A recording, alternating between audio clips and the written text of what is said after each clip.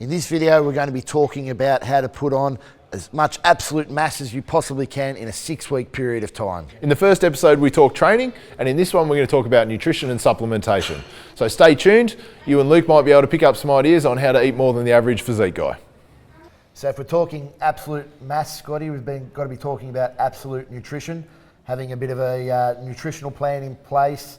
One of the biggest things straight up that comes to mind is the variety or the variation between people. So you would just want to talk about a story you have about some of your clients and the different diets they are on? Yeah, the difference in metabolisms is ridiculous. I mean, I've got guys that will literally cut down on 5,000 calories a day, and these will be like 90 kilo guys. Now, granted, they often have quite physical jobs and things like that, but it's still a massive individual variation. So someone like yourself who struggles to put down 4,000 calories and probably needs to push it just above that to grow, and you'd already have 30, 40 kilos of muscle on these blokes. So as to how much you should eat, how many calories you should take in a surplus, but how much that is pretty much down to the individual themselves. And the tip I always give to my clients is work it out. Get an app like MyFitnessPal, put in all the food that you've eaten over the course of the day, get a rough estimate of your normal daily calorie intake, and then just boost it about 10% up from there, or maybe even 20%. Nice. Yeah. So I guess starting from the basics, we're talking, how many grams of protein per body weight, because that will be the key for, increasing lean muscle mass. Mm-hmm. So we've both sort of come up with a bit of a figure. Probably the minimum or roughly would be about 3 grams of protein per kilo of body weight. Yeah, look, there's a lot of studies out there that show that you can put on muscle at 1.8 grams per kilo and 2.5 grams per kilo, but it seems to top out at about 3 grams per kilo. If we're talking about building as much muscle as possible, we want to absolutely top out that protein synthesis. Yeah, so for most people, 3 grams per kilo is a fairly good goal. And when a lot of people work out their daily macros, they realise they're not hitting that. And I guess, there's a bit of a myth out there with you've got to have protein, spaced regularly throughout the day, otherwise you're going to go catabolic. People don't realise, if we're talking things like digestion times and things like that, potentially you might have a big piece of steak, it might be 250, 300 grams, you might be getting 70 grams of protein out of it, but it's going to take up to 24 hours to digest. So a bit of a myth that you've got to eat protein with every meal or every few hours. Yeah, definitely every few hours. I think it's been overstated.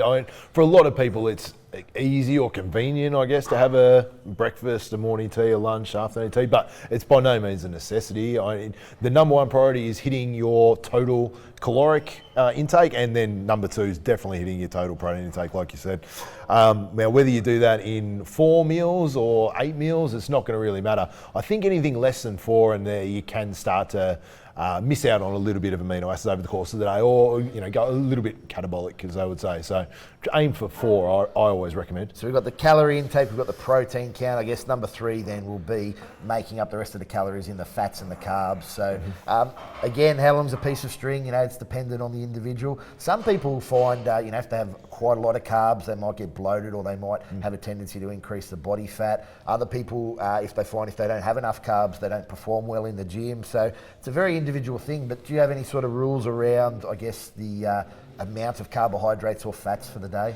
As a general rule, I have people taking about 1 gram of fat per kilo of body weight, and then I make up the remainder from carbs. But from there, you've got to tweak and adjust it.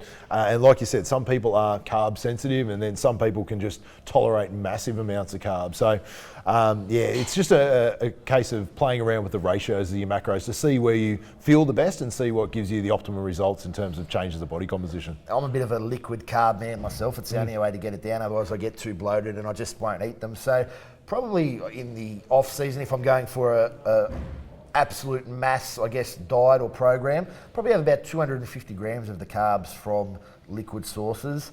Is that really the end of the world? I mean, I'm still hitting the numbers for the day. Yeah, it's not the end of the world, assuming you hit other nutritional targets as well. So you get a lot of good vitamins and fibre and things like that out of carb sources. So as long as you've got enough to cover those micronutrients, then it's no issue at all. We're just talking about energy at that point. So I guess 2 very, very important things, and if we're going to talk about different nutrients or things like that, would be good type of fats, omega-3s, omega-6s, and also fibre. So I guess first and foremost, the omega fats, the essential fatty acids, I mean, they're so vital because the body can't manufacture them themselves. So we need need it for everything from, the integrity of the cell membrane down to the health of your hair, skin, nails.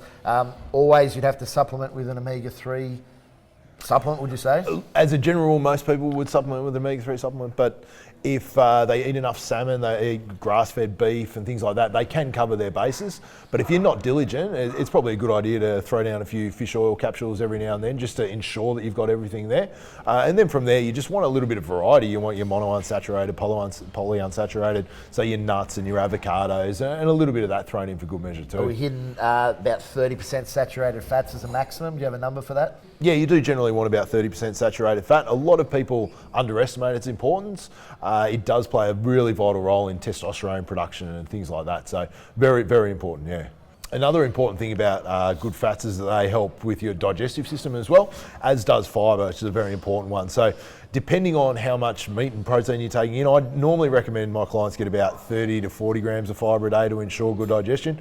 But again, in some cases, too much fibre can bloat someone, and too little fibre can lead to slower digestion. So it's important to get the balance right, and again, there's a little bit of individual variation there. And I guess just with fibre, a lot of people out there wouldn't understand the importance, mightn't even potentially understand the difference in the two types of fibre. So we've got your insoluble fibre, your soluble fibre. So your insoluble fibre is the one that won't mix with water, basically just absorbs water, will clean out your digestive system like a big broom essentially. Your soluble fibre is the one that will mix with water, so very important for toxin removal, for a prebiotic, so feeding the good bacteria in the stomach. Helps with regulate cholesterol levels as well, so a very important supplement to take. Yep, and another good reason why you should get variety in your diet. So variety in your diet at different types of vegetables and fruits and things like that is going to give you different ratios and exposure to fibre types, as well as all the micronutrients we talked about earlier. So when it comes down to the timing of foods, Luke, do you put a great deal of importance on that?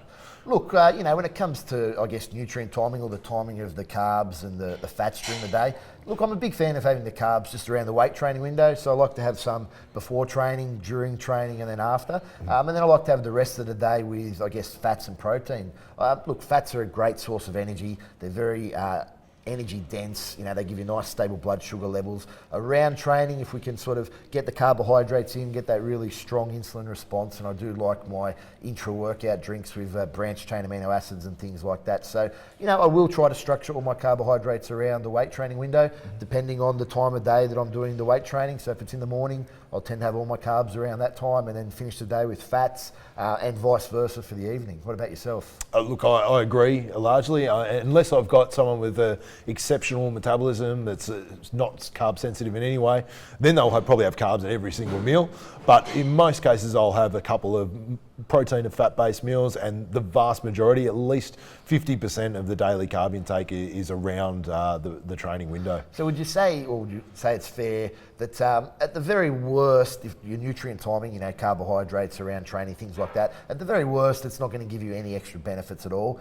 Absolute best case scenario, might give you a few extra percentage points in terms of lean muscle mass. Say that's fair? Absolutely, and even if it just allows you to train a little bit harder, or even think you can train a little bit harder, then that's going to be to your benefit. Nothing beats a placebo effect. Nothing beats it.